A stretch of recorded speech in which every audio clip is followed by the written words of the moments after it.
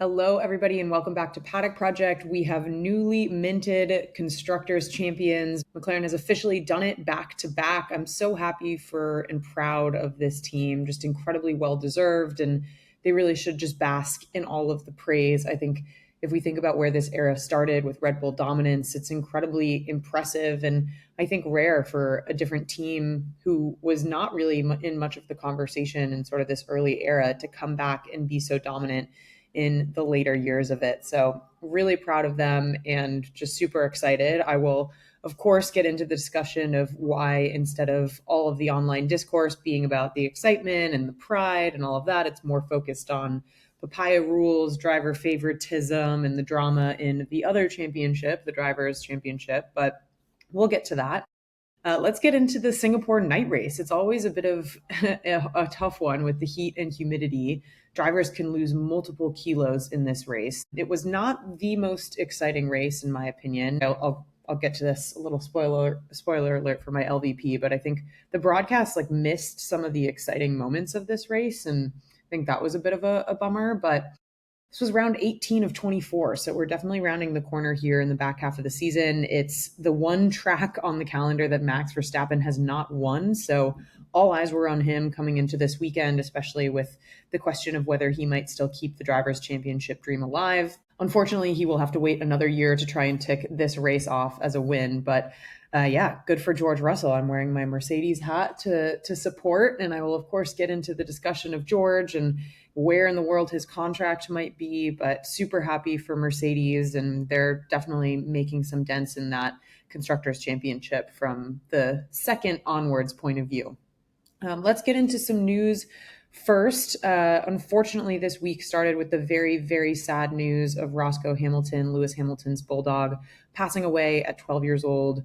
It just was so sad and heartbreaking to see. I think anyone who has ever had a pet knows and understands the amount of joy and importance that something like that brings to your life. And I can only imagine, especially for drivers like this, where they're traveling constantly, they're not often home. Like, the piece of home for them is a pet. And so for Lewis, Roscoe was by his side for 12 years. And, it sounds silly to say like an animal is a best friend, but really, I think there's a lot of truth and validity to that. And so I can only imagine the headspace that Lewis was in coming into this weekend, and honestly just impressed with what he was able to do, despite, I'm sure, the emotions and the feelings that he was going through this entire time. So very sad, but he lived a very happy and long life. And a lot of people have been talking about the Rainbow Bridge and, where pets kind of go to when they cross over.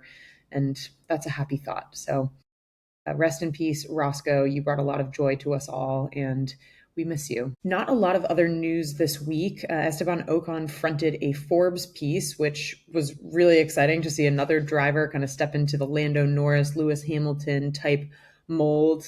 As a reminder, Lando did his British Vogue shoot, so it was kind of cool to see Esteban do that. It was for Forbes France, but recommend checking out those photos and reading more about it, because I thought that was a good piece. But let's jump into race weekend. Practice was a little chaotic with the weather. We had a lot of offs and things like that, but for Quali, for Q1 out, we had Bortoleto, Stroll, Colapinto, Ocon, and Gasly. Gasly had a technical issue and had to pull off at the end, which was unfortunate.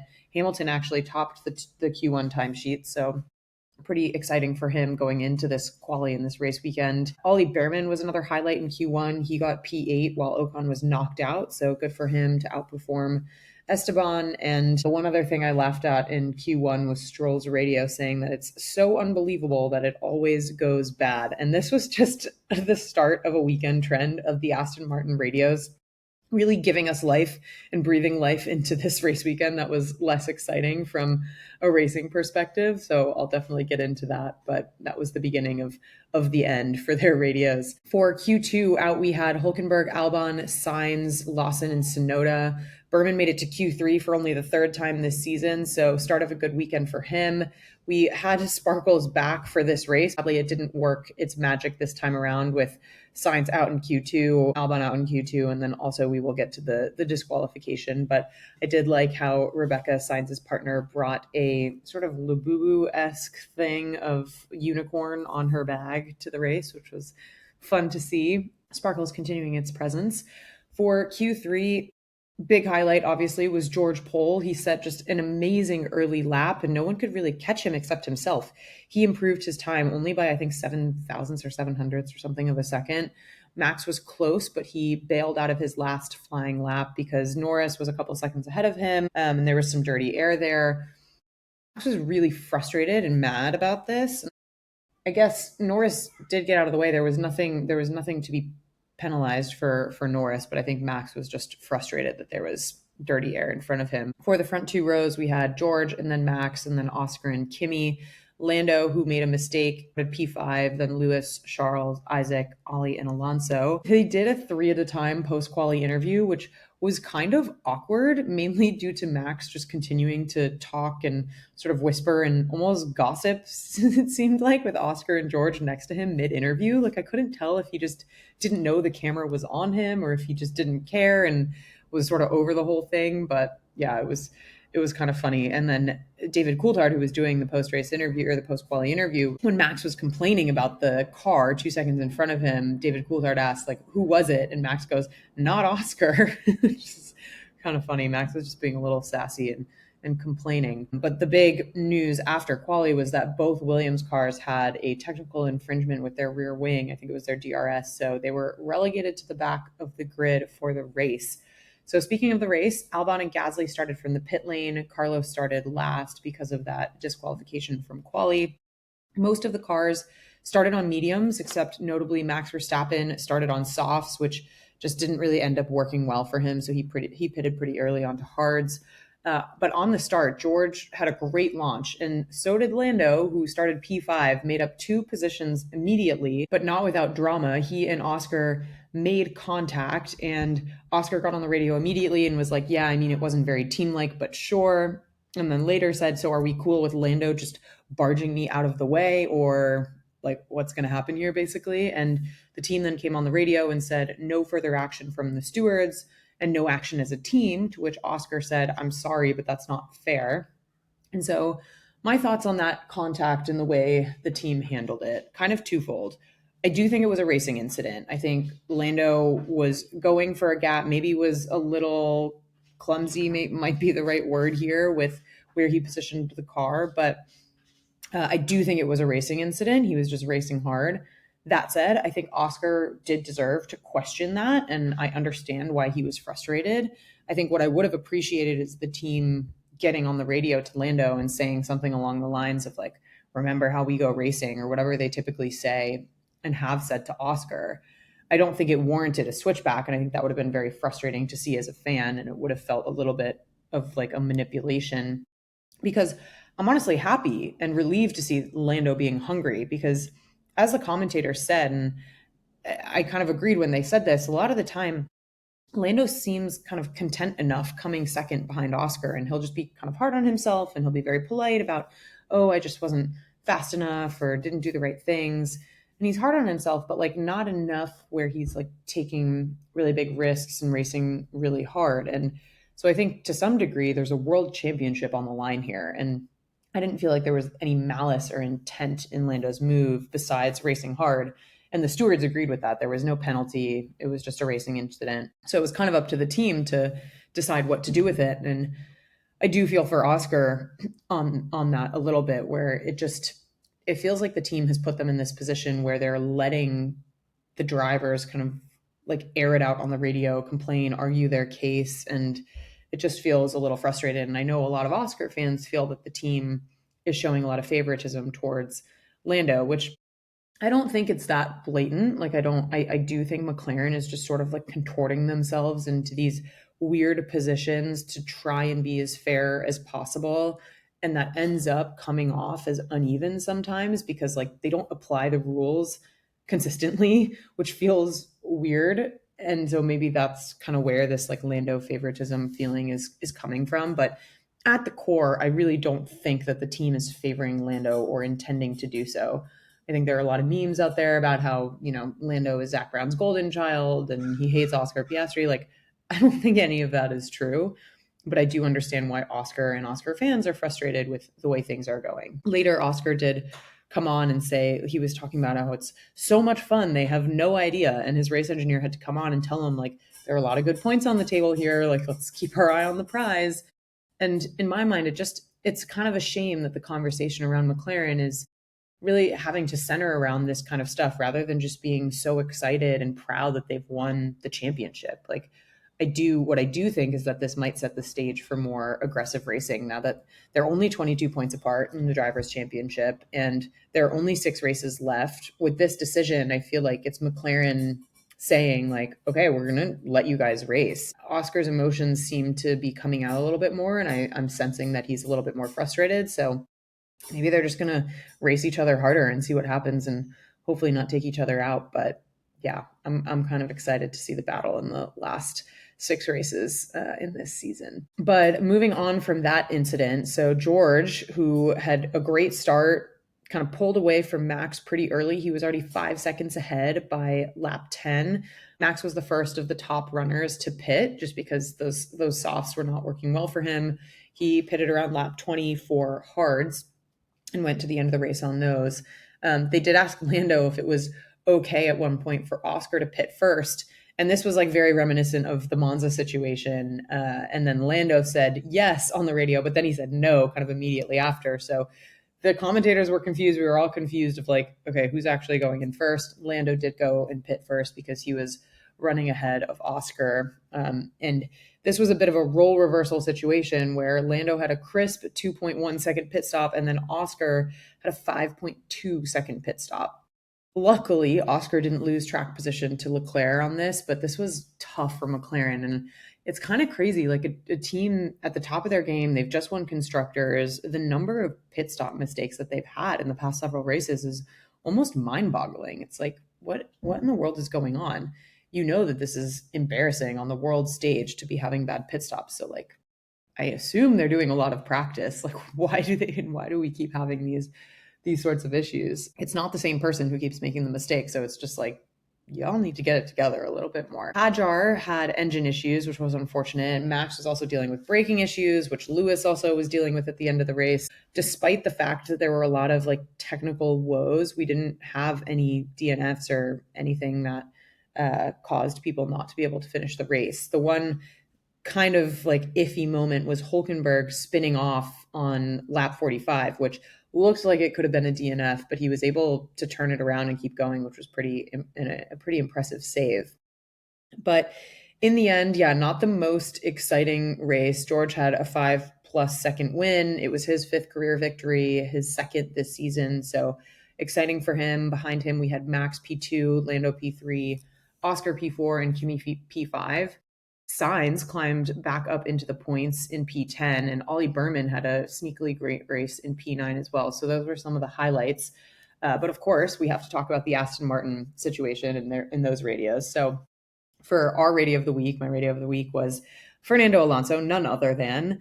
He said, there were a lot to choose from, but I think my favorite was, if you speak to me every lap, I will disconnect the radio. It's so classic Fernando Alonso. He did drive from P10 to P7. He earned driver of the day, I guess, for making up 3 places, but really for the entertainment of it all. There was a hilarious radio too, where he was talking about how trophy for the hero of the race, which is just like, Alonso, what?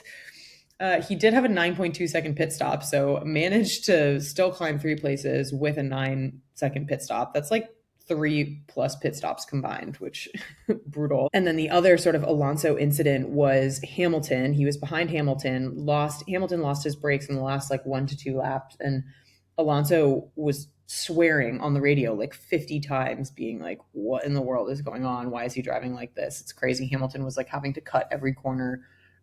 So that was a bit wild. But yeah, those were some of the main race highlights. I think in terms of questions and discussion points I have from this one, number one for me is, is the McLaren dominance fading? And it's a little bit of a weird question to ask and kind of ironic to be asking it the day that they've just won back-to-back constructors. And of course, we only have 6 races left. The sun is setting on this era of regulation. So to be honest, it doesn't really matter if their dominance is fading, except for the drivers' championship. Like if they really are going to be finishing behind Max and George or Mercedes, or God forbid the Ferraris pull it together. If the McLaren drivers continue to sort of not be at the top of their game and that car not perform as well as it has at the beginning of the season, it just feels like it's starting to feel like a trend. Mercedes and Red Bull out qualifying them this weekend, also outperforming them in the race. Like, I don't really know what's going on. And part of me wonders, of course, there's like the mechanics of the car. Has the development race like worked in their favor compared to other cars? Obviously, those are questions on the table, and some tracks are suited to the McLaren car better than others. But part of me wonders if the environment at McLaren is just like not super conducive right now to either driver performing at their best.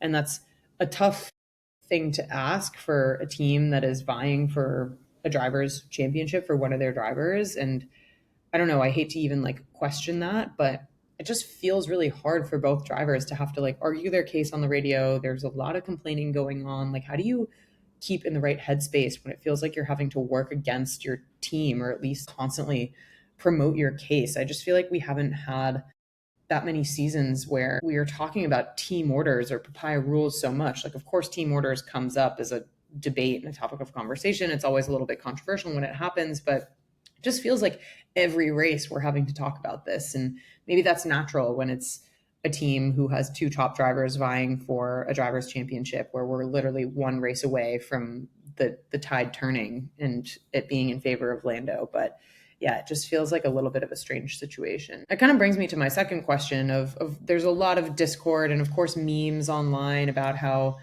Lando is the favorite child and Lando favoritism is rampant and Zach Brown absolutely loves Lando. I kind of addressed this earlier where I said I really don't think that is the case, but I do think that Oscar might be starting to feel that way, at least judging from the fact that he's showing more of his emotions. It just makes me feel like he might kind of feel that way internally. Obviously, we don't know what is happening behind closed doors when they're having these team conversations and having to, discuss the incidents during the race, the incidents, might I add. So I don't know what's happening behind closed doors. And I sort of wanted to give them the benefit of the doubt earlier in the season of like, yeah, there's all this discourse online about favoritism and team orders and Oscar's totally happy or whatever. Like, I wanted them to give them the benefit of the doubt, but it's feeling harder to do that now, especially with Oscar showing more of the frustration. It's pretty out of character for him to say some of the things that he said this race. And I do think he's right to feel frustrated. But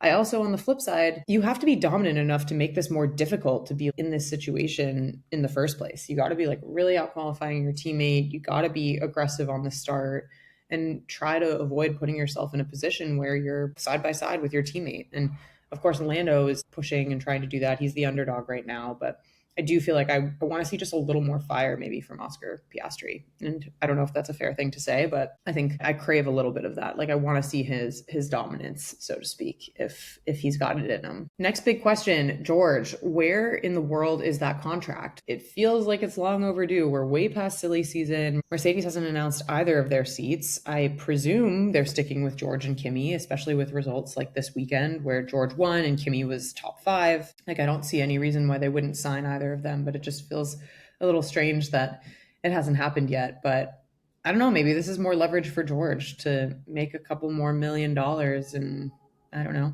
have a little bit more bargaining power.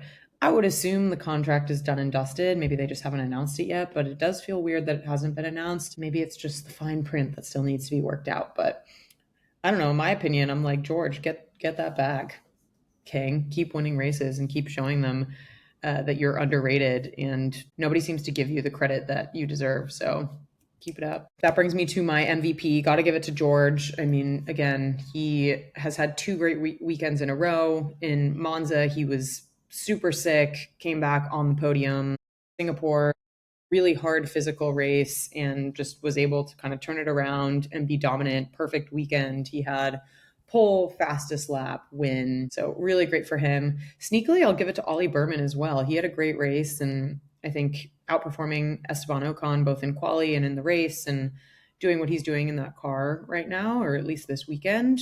Proud of him. The LVP of the race, I kind of alluded to this in the beginning, was just, I feel like the broadcast missed a lot of the excitement. And yes, it wasn't the most exciting race of all time, but I feel like the broadcast didn't do us any favors in terms of making it more exciting. Like, we missed the Hamilton-Alonso battle at the end, the last 2 laps. You have a driver who has literally lost his brakes, and you have this driver swearing on the radio a million times. Why did we not get much of that action? We didn't get much on Williams or the Carlos comeback. Carlos fought from P18 to the points, finishing in P10. We missed the Antonelli-Leclerc battle. Like, there was a lot of stuff that I feel like we didn't really get eyes on, which I was kind of bummed about. But yeah, normally I would say like the Aston Martin radios, but I actually feel like they were kind of tea, and I liked them. So for the standings, we have Oscar Piastri, P1, 336, Norris 314, Verstappen 273, Russell 237, Leclerc 173, Hamilton 125, Antonelli 88, Albon 70, Hadjar 39, and Hülkenberg 37. Oscar is only ahead by 22 points. Max has closed the gap slightly to 41 behind Lando and 63 behind Oscar. So he's still kind of in the realm of possibility, but I know he really needs to be winning races if he wants to have a real shot at this. So I guess it's kind of funny and ironic that George is the one who kept Max from winning this race. I absolutely loved the Mercedes Red Bull official collaboration post of like Max and George dancing together as like, here's your starting front row. Like, these two have so much beef in history. I just kind of love that these teams are playing into it and just making memes of themselves. I couldn't believe it wasn't a meme account when I actually saw it and like clicked on the profiles. For constructors, McLaren has officially won it, sealed the deal with 650 points. Behind them, Mercedes 325, Ferrari 298, Red Bull 290, Williams 102, Racing Bulls 72, Aston Martin 68, Kick Sauber 55, Haas 46, and Alpine 20. This was an important race in the constructors' battle for Mercedes. The fact that Red Bull is only 8 points behind Ferrari is kind of insane, considering Max is single-handedly carrying that team and scoring points. Good for him. Next race in 2 weeks is Austin. I will be there. I have a little bit of a strange schedule for Austin. I'm going to be there Tuesday, Wednesday. I have to be back at school in California Thursday, Friday, but I will be back Friday night in Austin through the weekend. So yeah, a little bit of a crazy flying back and forth situation for me, but there are things that I cannot miss earlier in the week, and of course want to be there for the weekend. So stay tuned. I will hopefully find time to do a meetup. My schedule is still a little bit in the air, and I'm trying to nail down some final planning things with timing, but stay tuned on socials if you are going to Austin, and I will do my best to try to find a time on Saturday at the track, as we usually do. But I can't wait to hopefully see some of you in Austin, and I cannot wait to be there. I think this is my 4th time going to Austin, which is exciting. It's like it feels like home at this point to some degree, as much as a Formula race weekend can feel like home. But it's definitely the race I've been to most, and I'm always excited to go back to COTA. So excited for that. Now, quickly to dive into the F1 Academy weekend. This is their second to last weekend, which was an exciting one. There was possibility for Doriane to win the championship, although it was a tall order here. I think she had to outscore Maya by 22 points or something like that across the weekend, which was tough. But for the first race, it was the reverse grid race, Leah Block on pole. It was a great start from Aurelia Nobles. A lot of cars went off track in that first corner. Nicole Haverda unfortunately lost it on lap 1, which caused a restart, and she was out. Then Leah had an amazing restart. She really pulled away. A couple other main events during the race, Alicia Palmaski had contact with the wall, so she was out as well, which was kind of a rare misstep from her. Lisa Billard, the wild card, had a great qualifying, but she unfortunately had to retire with smoke on the car. Ella Lloyd also got a 5-second time penalty for leaving the track and gaining an advantage, but really the main exciting talking point was Leah Block's first win in F1 Academy.